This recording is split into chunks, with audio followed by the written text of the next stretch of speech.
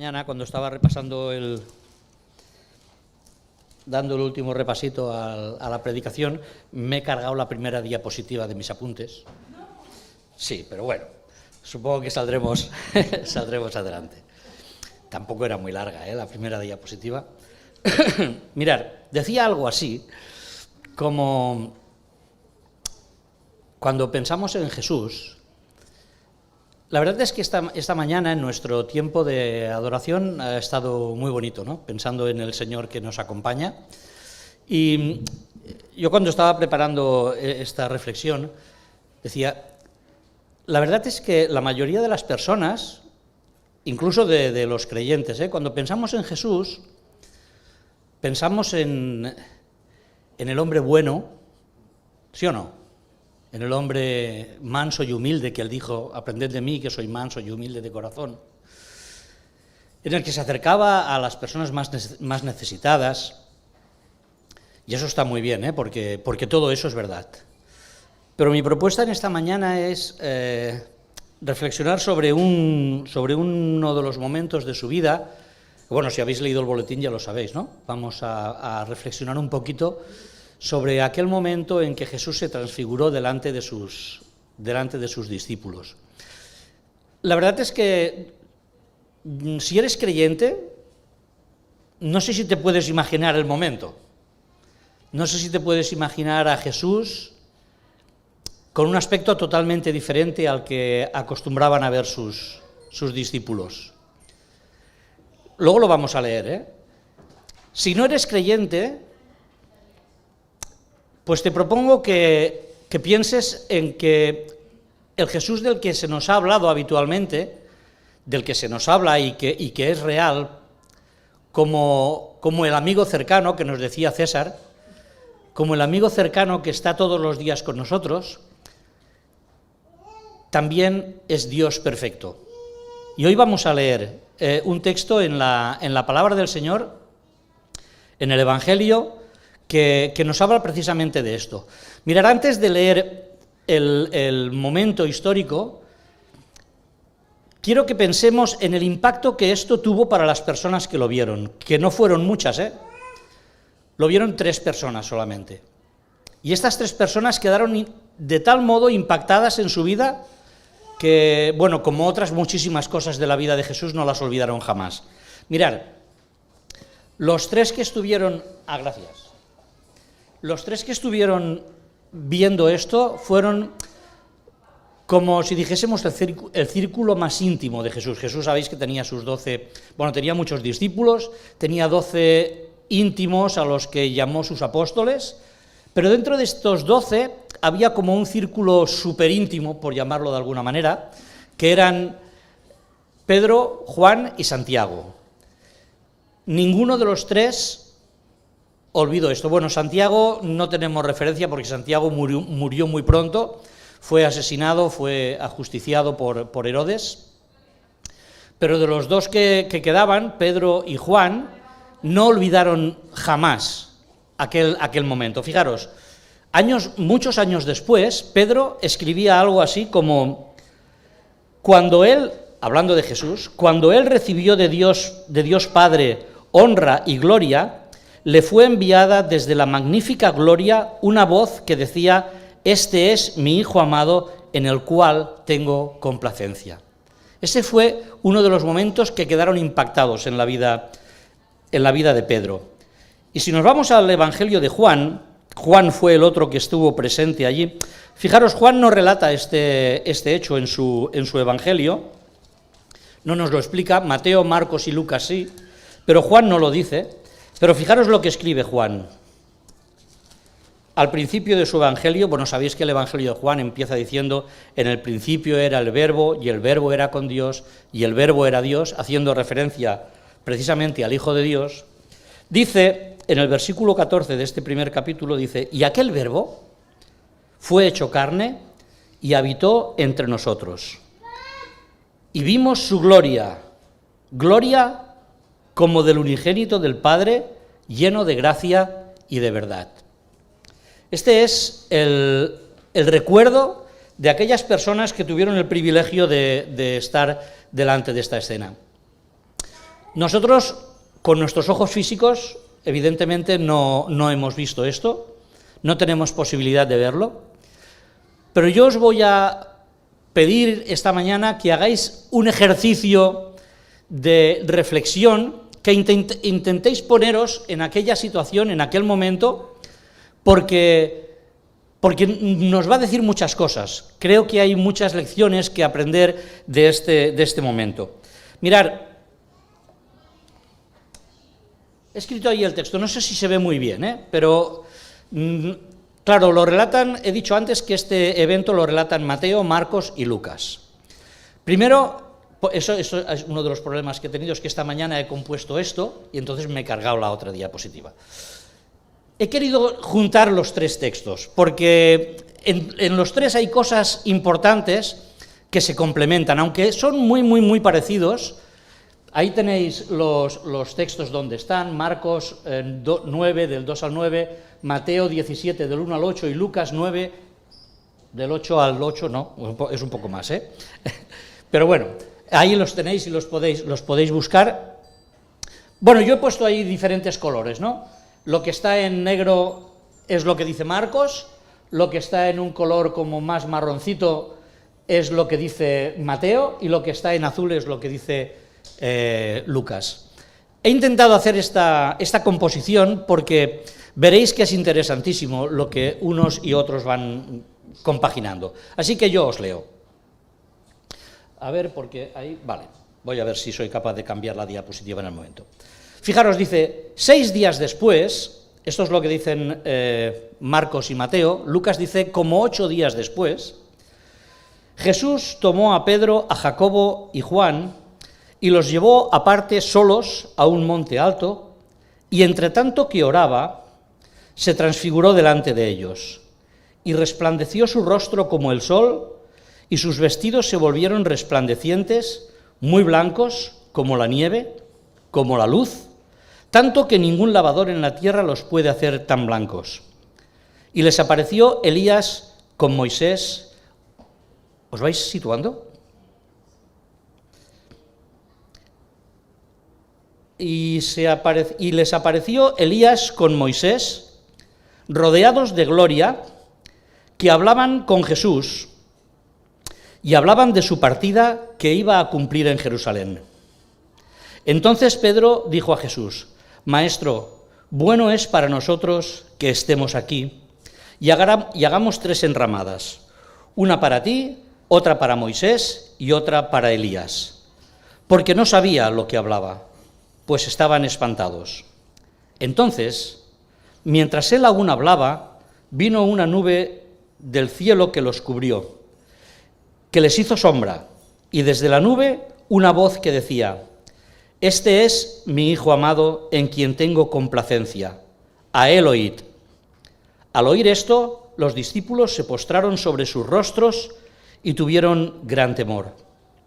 Entonces Jesús se acercó y los tocó y dijo, Levantaos y no temáis. Y luego, cuando miraron, no vieron más a nadie consigo, sino a Jesús solo.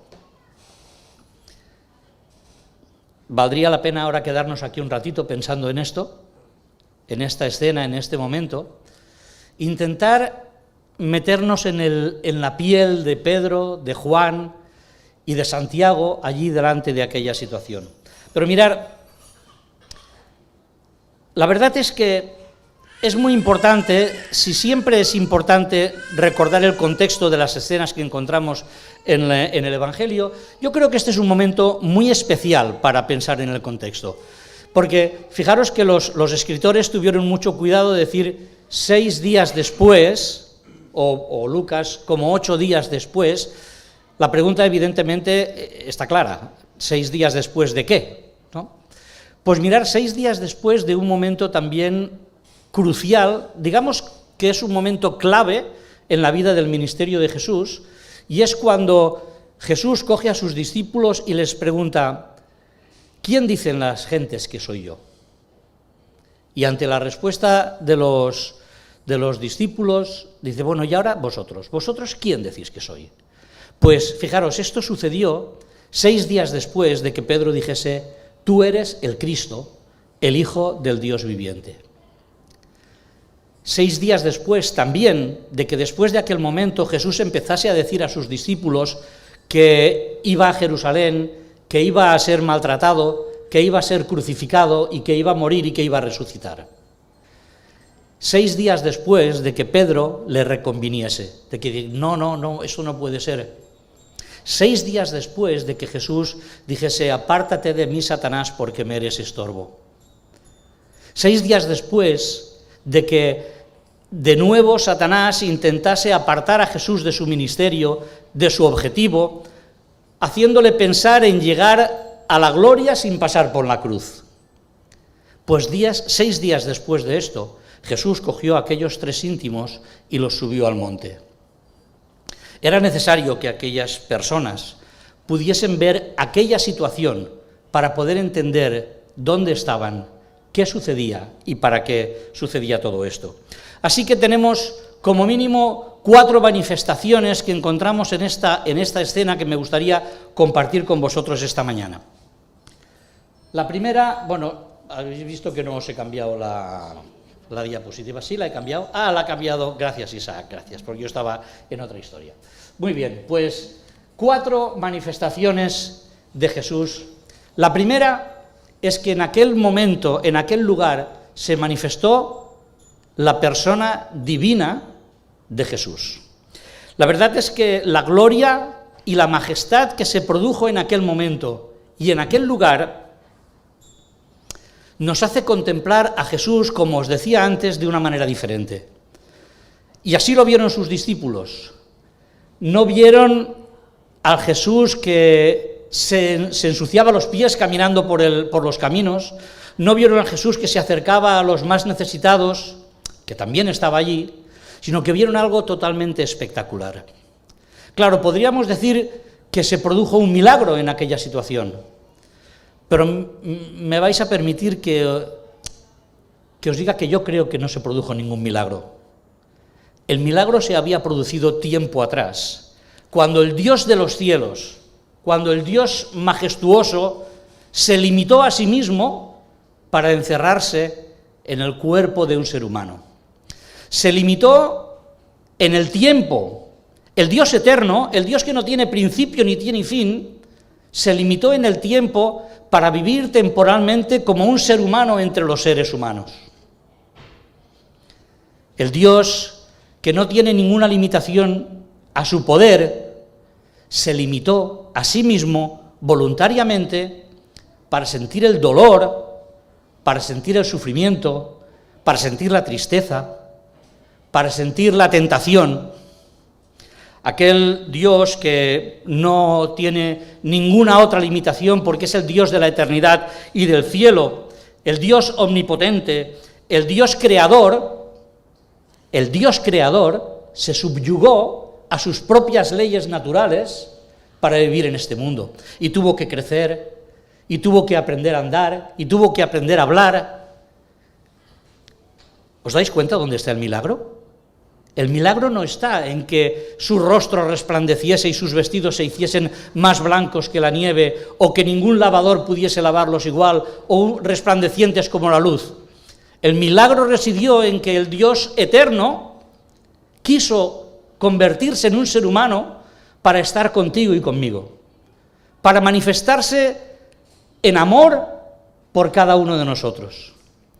Así que Pedro, Juan y Santiago, tú y yo podemos contemplar al Jesús divino, al Dios de los cielos, al eterno Señor, que desde el cielo vino a esta tierra para ocupar el lugar que nos correspondía. Os decía antes que era importante que los discípulos viesen esto, y es importante que nosotros también veamos esto, porque los discípulos llevaban ya tiempo discutiendo con Jesús cada vez que Jesús decía que iba a morir, que iba a sufrir, diciéndole que no tenía que hacer aquello, que no tenía que ir a Jerusalén. Y ellos debían entender que si Jesús iba a Jerusalén, si allí iba a ser maltratado, si iba a ser crucificado, no iba a ser una derrota, porque Él era el Dios que estaba en la eternidad, el Dios majestuoso, el Dios potente y poderoso, que se manifestaba claramente delante de ellos. Lo que sucedió allí no fue que un rayo de luz iluminó a Jesús de una manera especial.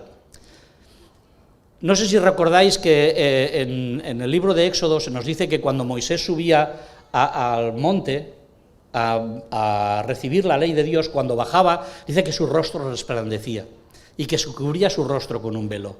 Esto no es lo que le sucedió a Jesús. Él no recibía un rayo del cielo que le iluminaba. Él emanó su propia gloria, su propia luz, su propia realidad delante de las personas que estaban contemplando aquellos. La gloria de Jesús se manifestó y, como hemos leído, su rostro resplandeció y sus vestidos brillaron. El Hijo de Dios se manifestaba en toda su gloria. Fijaros que el apóstol Pablo, años más tarde, muchos años más tarde, escribiendo a los filipenses, en un texto de todos conocido, decía: el cual, hablando de Jesús, siendo en forma de Dios, no estimó el ser igual a Dios como cosa a que aferrarse, sino que se despojó a sí mismo. Yo sé que los creyentes este texto prácticamente lo sabéis de memoria, pero por favor no lo recitéis de memoria. Pensad en lo que la palabra nos está diciendo. Se despojó a sí mismo, tomando forma de siervo, hecho semejante a los hombres, y estando en la condición de hombre, se humilló a sí mismo, haciéndose obediente hasta la muerte y muerte de cruz. Pablo no estaba allí, Pablo no estaba en aquel monte viendo aquella escena, pero Pablo pudo recibir la luz de Dios también, pudo reconocer a Jesús como el Dios santo, como el Dios majestuoso. El Hijo poseía la gloria por sí mismo. También, escribiendo a los colosenses, dijo algo parecido. Dijo que en Él habita corporalmente toda la plenitud de la deidad. Este es el Jesús al que los discípulos estaban contemplando en aquel momento. La segunda manifestación que encontramos es la manifestación de que Jesús es el protagonista de la salvación.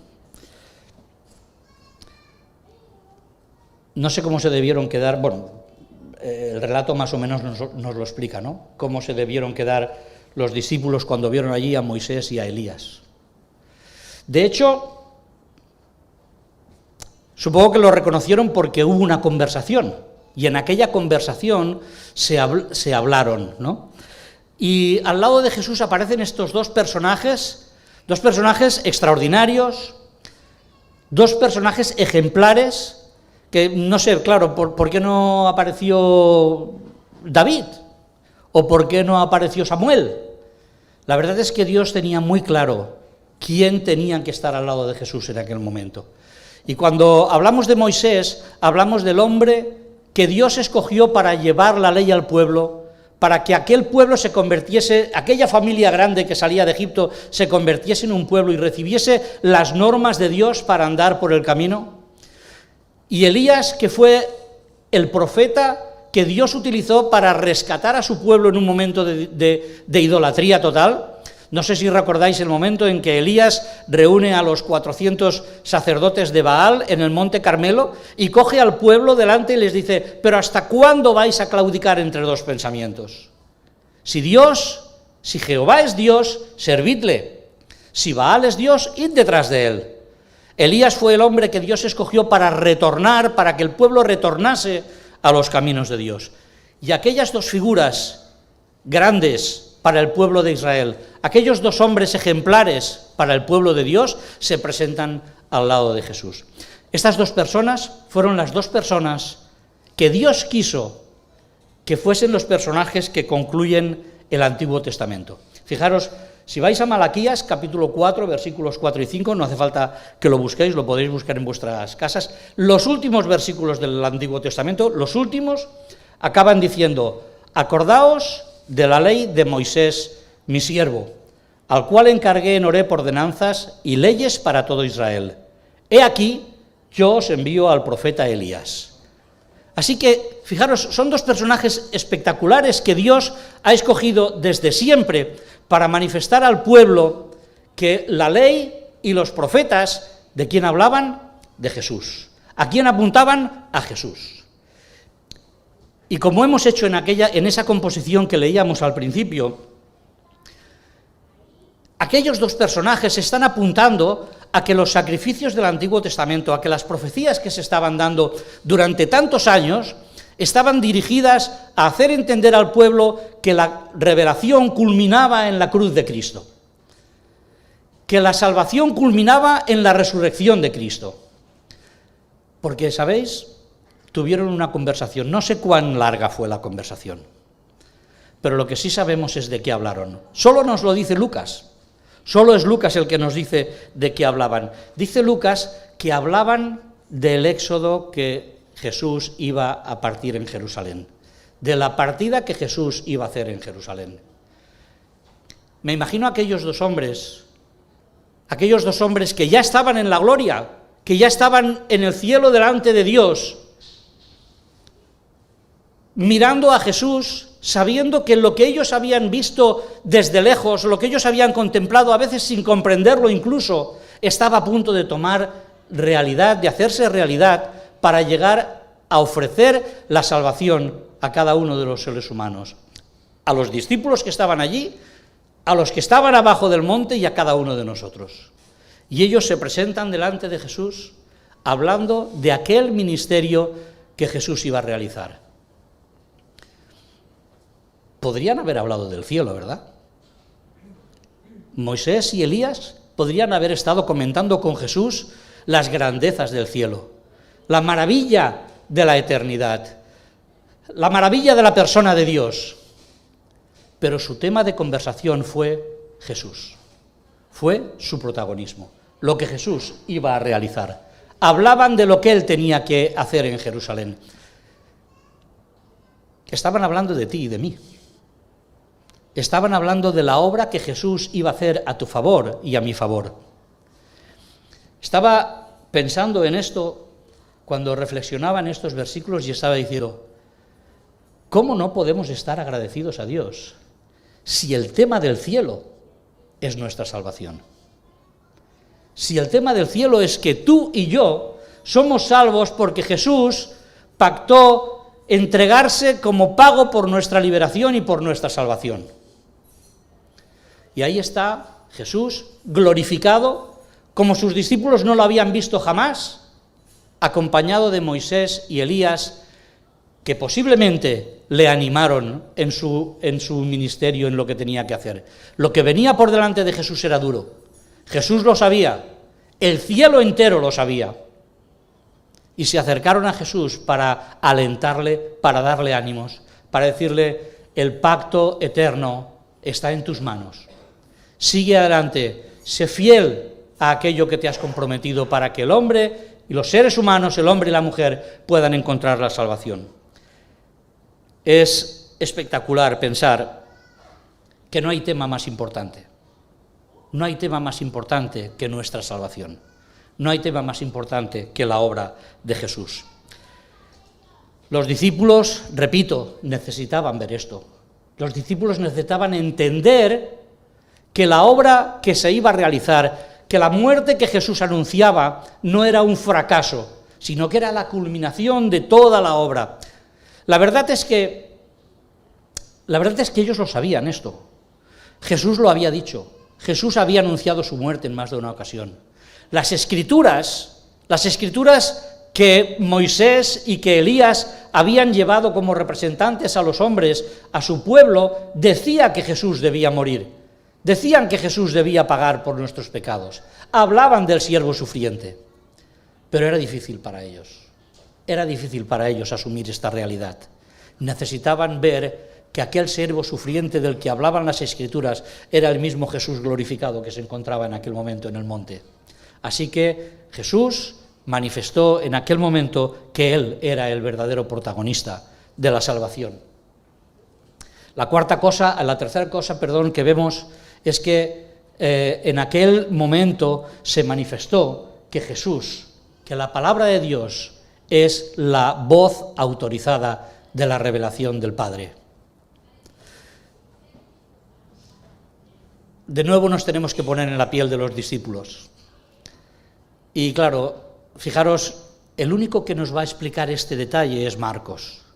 Dice que cuando estaban en aquel momento álgido, en aquel momento espectacular para su vida, Pedro abre la boca, como siempre, ¿no? Diríamos.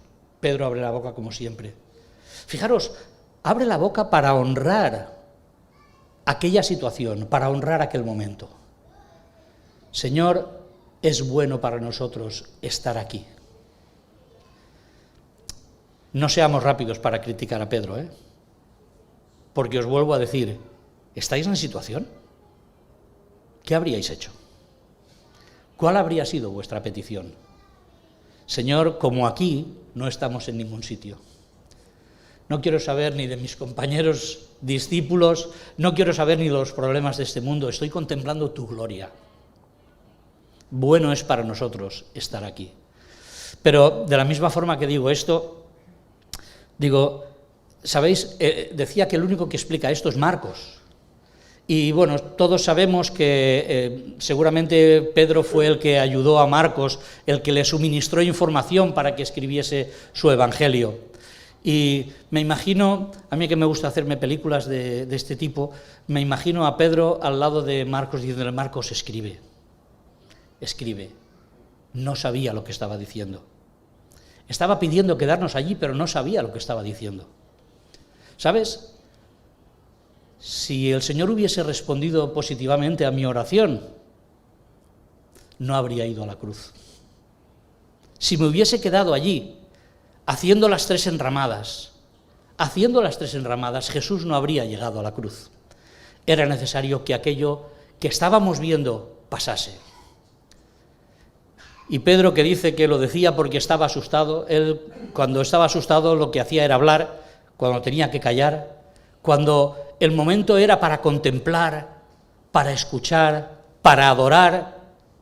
Señor, nos quedamos aquí. Pero Dios Padre sí tenía cosas que decir en aquel momento. Pedro tenía que haber callado, pero Dios tenía cosas que decir. Y fijaros que los evangelios dicen que mientras él hablaba, Dios le interrumpió, porque cuando Dios habla, nosotros callamos. Hay textos en la palabra de Dios que dicen, guardad silencio delante de Dios. Pues esto es lo que de alguna manera Dios Padre le estaba diciendo a Pedro. Pedro, calla, tengo cosas que decir. Y lo que tengo que decir es que tenéis que escuchar a mi Hijo, que Él es la voz suprema de la revelación.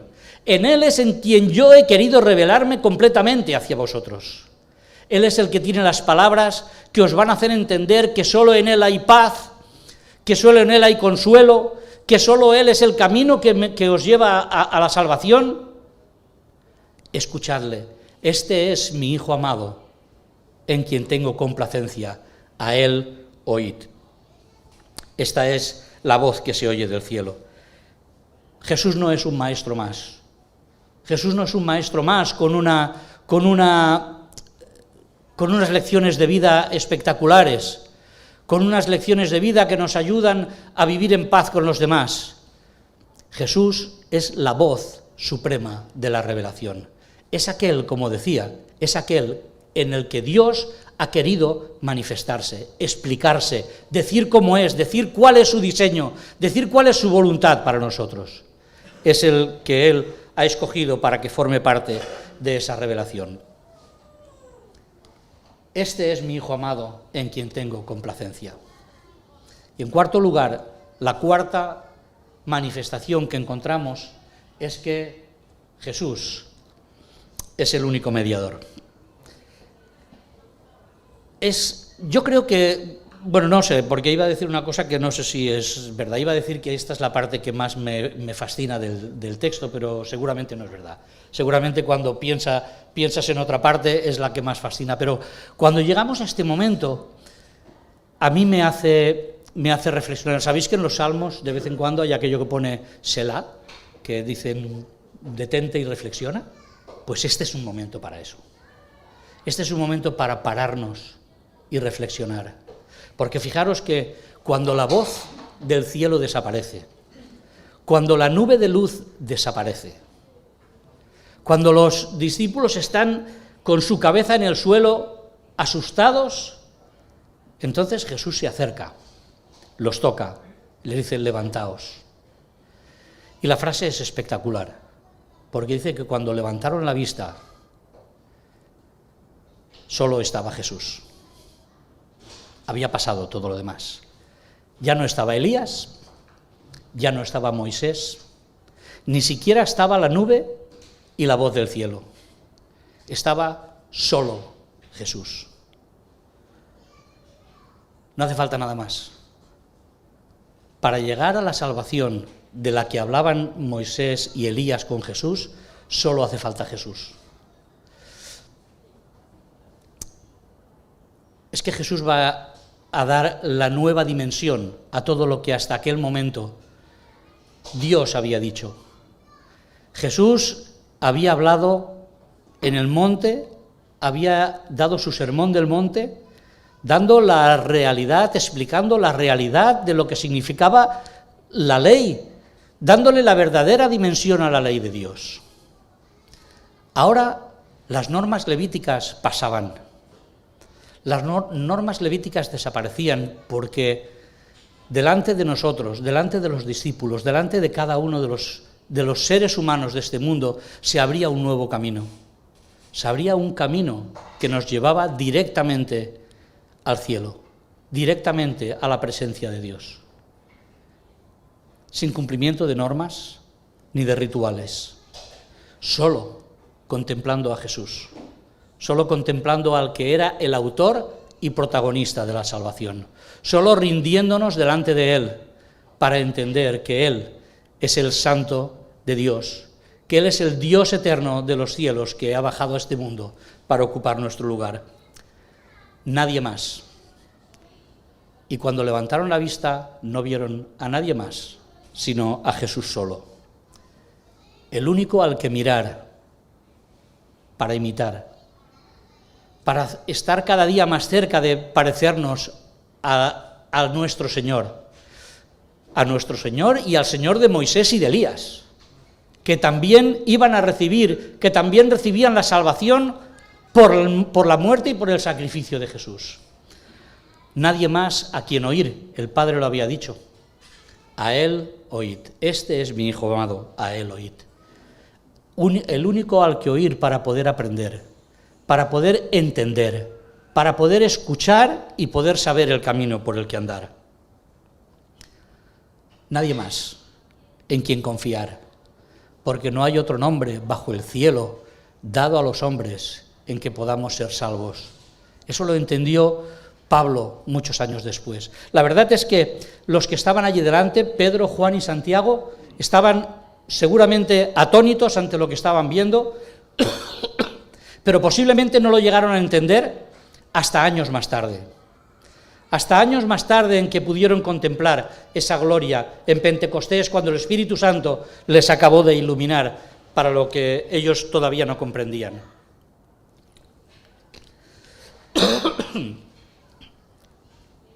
Nadie más a quien seguir, porque Él es el que nos lleva hasta el Padre. Él es el que nos hace andar el camino, que nos hace ir hasta el reino de los cielos, a aquel lugar preparado desde antes de la fundación del mundo para cada uno de nosotros. Cuando miraron, no vieron más a nadie consigo, sino a Jesús solo. Empezaba preguntándoos que si eres creyente, si te puedes imaginar este momento. No lo sé. Si no eres creyente, tenemos aquí delante al Dios eterno, magnífico, majestuoso y poderoso. Bueno es para nosotros hacer 3 enramadas y quedarnos aquí. Preguntaba a César cómo había ido vuestra semana. No sé cómo había pasado aquella semana desde que aquellos 6 días que dice el principio del texto. 6 días después. No sé cómo pasaron esos 6 días aquellos discípulos. A lo mejor a lo mejor no entendiendo, discutiendo sobre lo que Jesús había dicho que iba a morir, que iba a sufrir. No tenemos información de lo que pasó en ese tiempo. Pero ¿sabéis una cosa? Sí que tenemos información de lo que pasó después. Porque Jesús les dijo, no digáis nada de esto hasta que no llegue el momento. Porque no entendían, no podían llegar a entender la realidad de aquel momento crucial en la vida de Jesús. Pero bajaron del monte. Y cuando llegaron abajo podéis seguir leyéndolo en Marcos, en el Evangelio de Marcos. Cuando llegaron abajo, se encontraron un problemón. El problemón era que los otros discípulos que estaban abajo, los que no habían subido al monte, estaban sufriendo la burla de las personas que estaban allí. ¿Sabéis por qué? Porque un hombre les había ido a pedir ayuda para que liberasen a su hijo de un espíritu maligno. Y no pudieron. Y se tuvieron que enfrentar con el dolor, con la humillación. Pero bueno, no vamos a entrar en ese detalle. Pero sí que me gustaría entrar en un detalle importante. Los que bajaban del monte bajaban seguramente llenos de una espiritualidad tremenda. Y llegaron al valle y se encontraron con la realidad de la vida. Con la misma que seguramente tú y yo nos vamos a encontrar mañana. A lo mejor estamos aquí y en estos momentos estamos plácidos, escuchando la voz del Señor, intentando imaginar aquel momento extraordinario, intentando mirar a Jesús en su gloria, y mañana llegarás al trabajo. Y te pasará como a los discípulos que habrás bajado al valle. O te enfrentarás a cualquier otra situación tremenda, a lo mejor difícil de digerir o difícil de andar. No podemos salir victoriosos en la vida si no somos capaces de mirar la gloria de Jesucristo. Si no somos capaces de mirar al Señor glorificado, que no solamente está en el monte, que baja con nosotros al valle. César decía que el mismo Jesús que nos acompañó la semana pasada nos va a acompañar la que viene. Y eso fue una experiencia que aquellos discípulos que habían estado pidiendo al Señor, Señor, es bueno para nosotros que nos quedemos aquí, tuvieron que reconocer después, no sabía lo que decía. No sabía lo que decía. Porque Jesús estuvo con ellos después, al bajar el valle, al acompañarnos. Él es el que nos ayuda a hacer nuestra vida, a caminar nuestra vida. No podemos solucionar nuestros problemas si no vamos al lado de Él. No podemos vivir en este mundo de injusticia de una manera pacífica o de una manera viviendo en paz si no somos conscientes de que el Jesús glorioso, el que resplandece como el sol, el que tiene unas vestiduras que nadie puede hacer tan blancas, es el mismo que viene con nosotros. No podemos afrontar la vida, las situaciones de la vida complicadas en las que nos encontramos, si no somos capaces de contemplar aquel Jesús que recibe la voz del cielo que dice, Él es mi Hijo amado, en quien tengo complacencia, escuchadle. No podemos afrontar la vida si no escuchamos a Jesús. Si no somos capaces de escuchar, de atender, de aprender y de aplicar lo que Él nos quiere decir. Decía antes que el apóstol Pablo, años más tarde, escribió aquellos versículos que hemos leído.